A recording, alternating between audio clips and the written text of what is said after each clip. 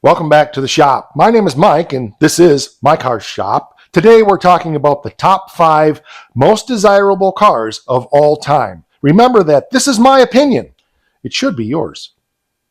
If you've been around the channel for any length of time, you know that we do have about a dozen collector cars here around the shop. We have the 70 Challenger, the 47 Ford, we have a 7340 Duster back there, we have a 68 Pro Street Dart GTS, 73 Dodge Dart Swinger, 74 Dodge Dart Swinger, 69 Dodge Charger, 67 Plymouth Belvedere. There's more. Anyway, there's a lot. And some of those cars I do have because they're on the list of what I consider to be top 5 cars, and some of them I have because I just think they're cool cars, and they may not be top 5, but I really like them, and I have them for that reason. So let's get into the list. What do I consider to be the top 5 cars of all time? First of all, consider that with any list, it'll change. It has changed. For example, the 70 Challenger. I do consider the 70 Challenger to be one of the top 5 cars of all time. But I didn't always. I've always considered the E-Body MOPAR to be an amazing car, and when I was younger, I always wanted a 70 Hemi Cuda. But over time, and partly because I acquired this car, my desire has shifted away from the 70 Hemi Cuda to the 70 Challenger. Now, this isn't a Hemi car by any means, and it's probably not going to be one. I don't know if it'll identify as one someday, but right now it's just going to be a 440 4-speed Challenger. But anyway, I think this is one of the top 5 cars of all time. The design, the styling, the body is just sexy. It's just a really, really cool, desirable car. They were stupid fast. They actually handled pretty good considering they're a Mopar unibody that twists all over with very crappy suspension. And they were stupid fast, for sure. There's just something super fun about sitting in one of these cars and opening up that 4-barrel or opening up that 6-pack or whatever it happens to have under the hood and just seeing that nice big long nose go, whoop. It's just super cool and super fun. I've worked on AARs. I've worked on big block 4-speed cars. A buddy of mine in college had a 70 Cuda. That was obviously a similar car. His was a 318 car. Been around these cars a lot. This is the first one I've ever owned. I didn't set out to buy one. I was looking for an E-body. I wasn't even particularly looking. It was just on my list. This one, if you're not familiar with the story, came out of a junkyard. The roof was crushed in. It had a car sitting on top of it. We have completely fabricated all of the unibody stuff out of sheet metal that needed to be done for this car. There's 167 episodes on the channel on hand fabricating everything for this car except for the trunk floor and the quarter panels. We're well on our way to getting this thing back on the road here soon, but it's on my top 5 list for sure. Now, my top 5 list is not in necessarily any order. I thought about doing it in order, but it's like trying to play favorites with your kids. I just can't do it. I love them all for different reasons. The second one I want to talk about is not this, which is a 47 Ford sedan, but the reason I ended up with this car was because I was actually looking for one of those top 5 dream cars of mine, which was a 40 Ford Coupe. I was out looking and looking and looking, and if you know me, I don't spend much on a car.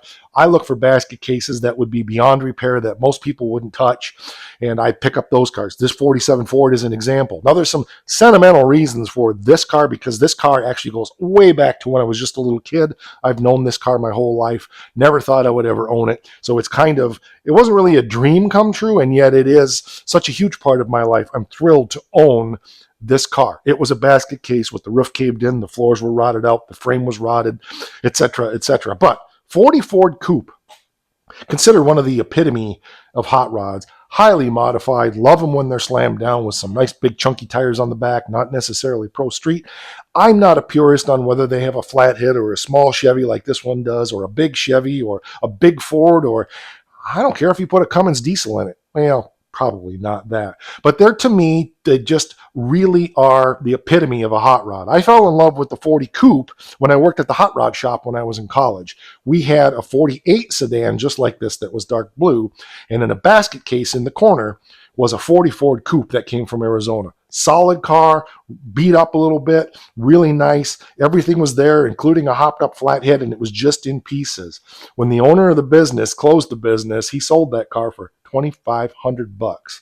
He offered it to me, but in college, $2,500 would be about like $250 is to me today. Way, way, way beyond my reach. The economy was better back then.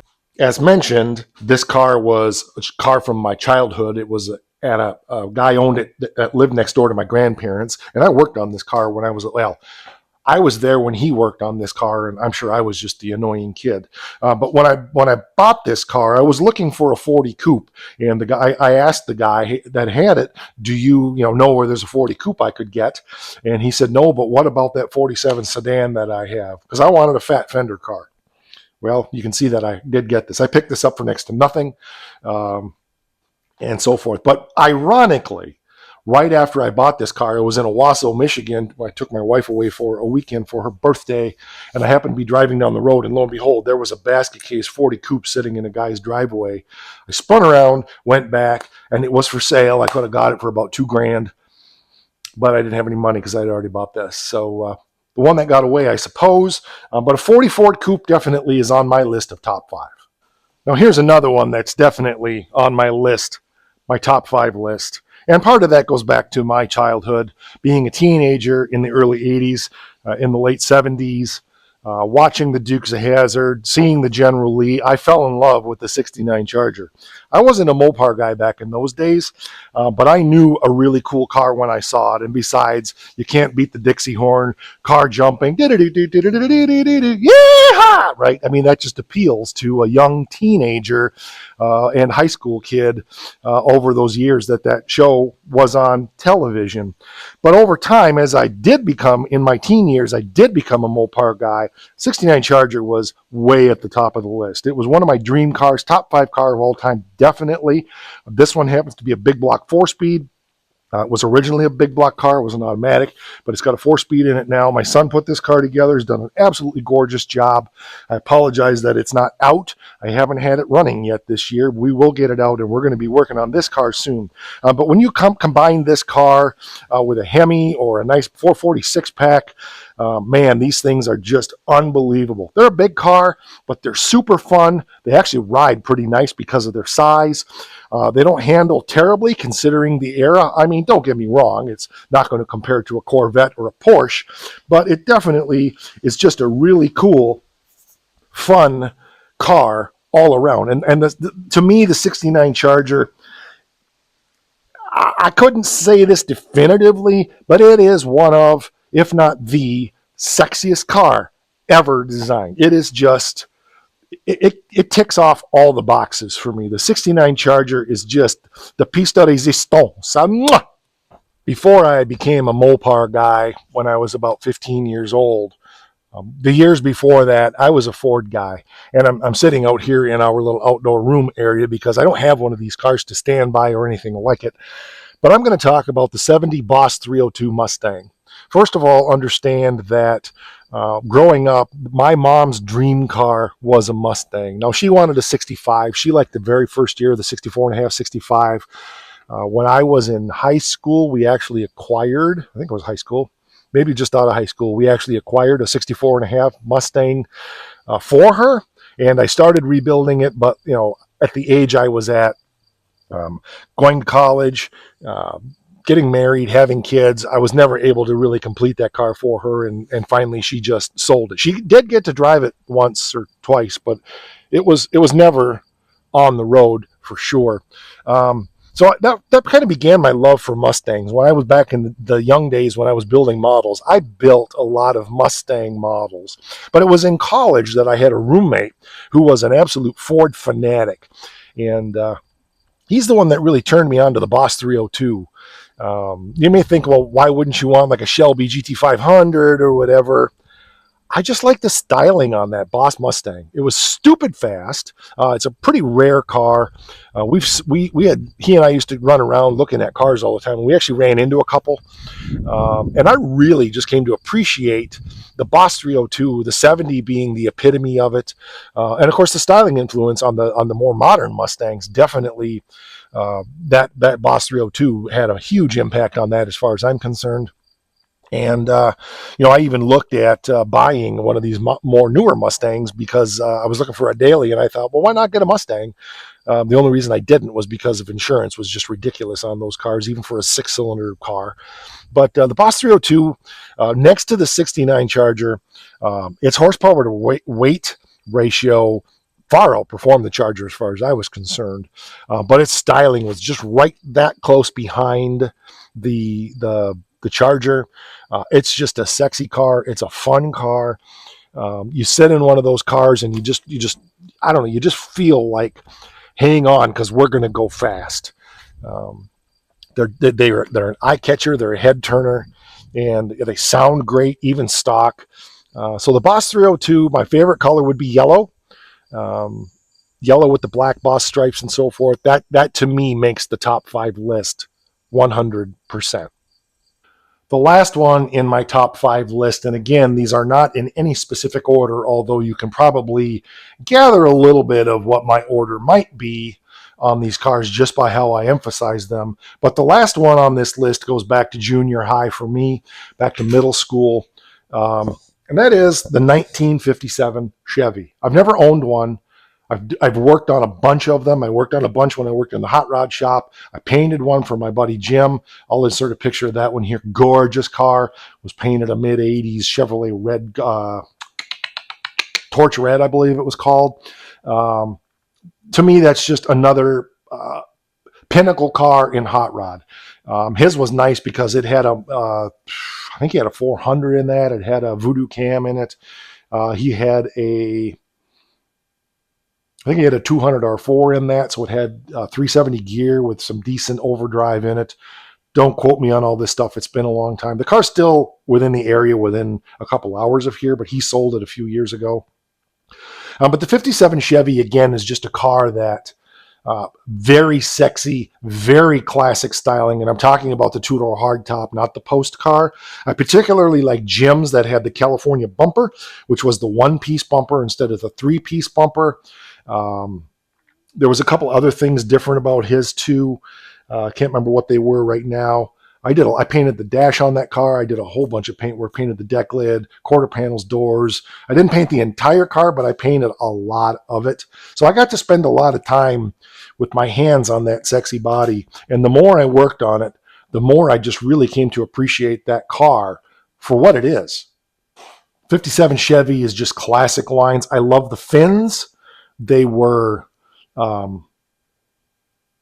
just perfect. They weren't overdone like some of the early Chryslers and DeSotos. They weren't underdone like the 55, 56 Chevy.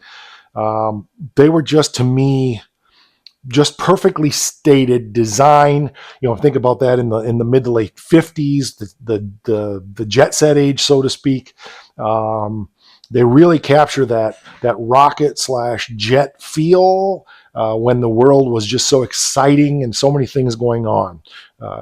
57 Chevy is definitely in my top 5.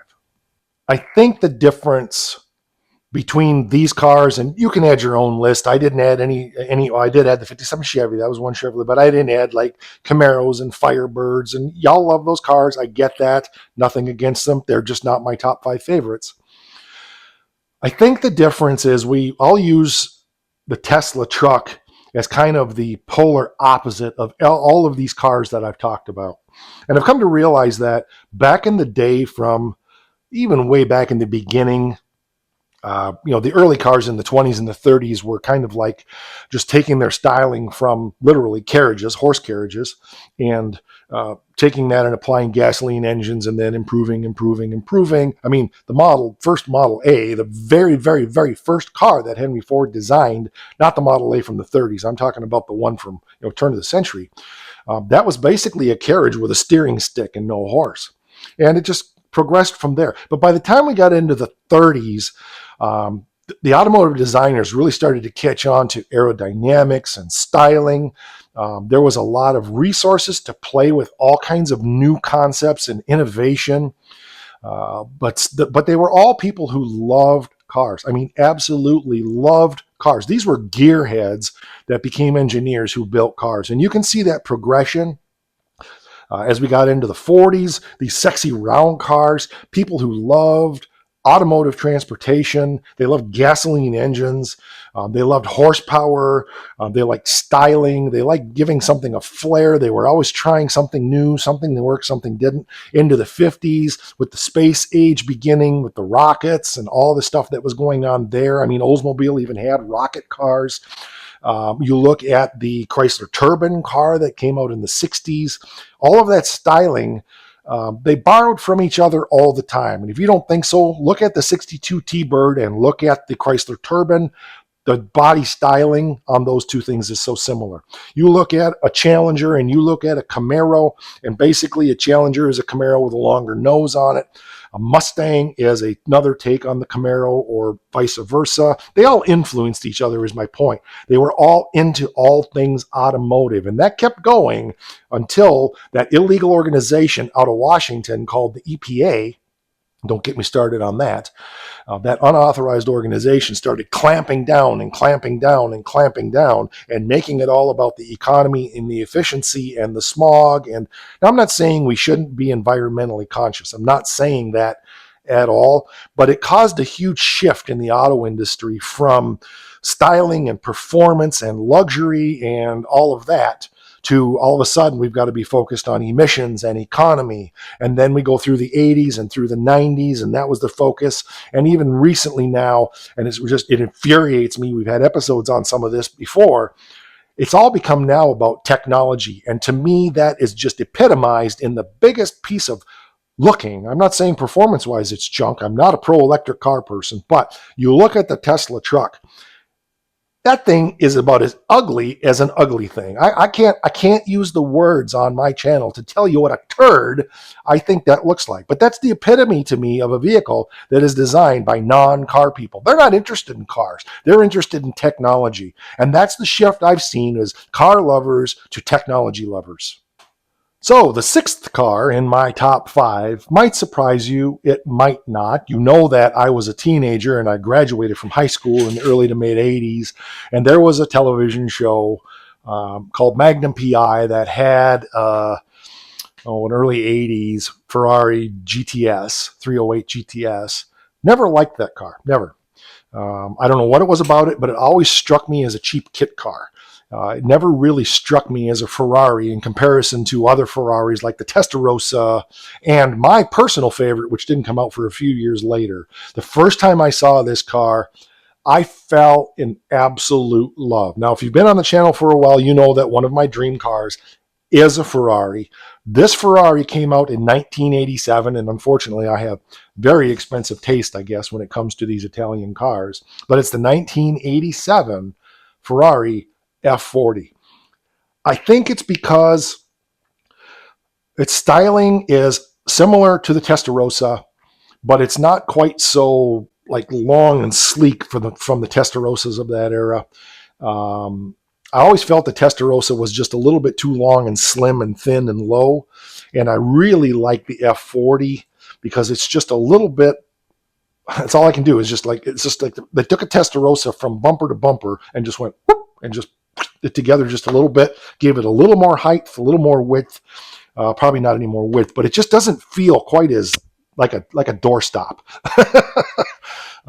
So that's one of my top cars. Also, there are other Ferraris that are a lot more desirable, et cetera, et cetera, et cetera. But there's something about that 87 F40 that I've always been in love with since I saw it in the early 90s. And I said, man, someday I'm going to own one of those cars. I'm realizing that's probably not going to stay on my vision board the way that things have gone for me in the last 5 years. That was more reachable in the late 90s, and now the way things are, not the late 90s, the late 20 teens, and so the way things have gone the last 5 years, it's just completely not even remotely in my wheelhouse. But if I could pick one up like this Challenger or this 47 Ford that was a basket case that was reachable, or if I happened to run across a decent replica car of one that was a basket case, I wouldn't mind that. I still like the car. I still would like to have one, but I'm realizing that probably needs to get scratched off of my list. So do me a favor. Down there in the comments, give me your top 5 cars. What do you think are the top 5 cars of all time? Remember, as I said at the beginning of this video, this is my opinion. It should be yours. Rock!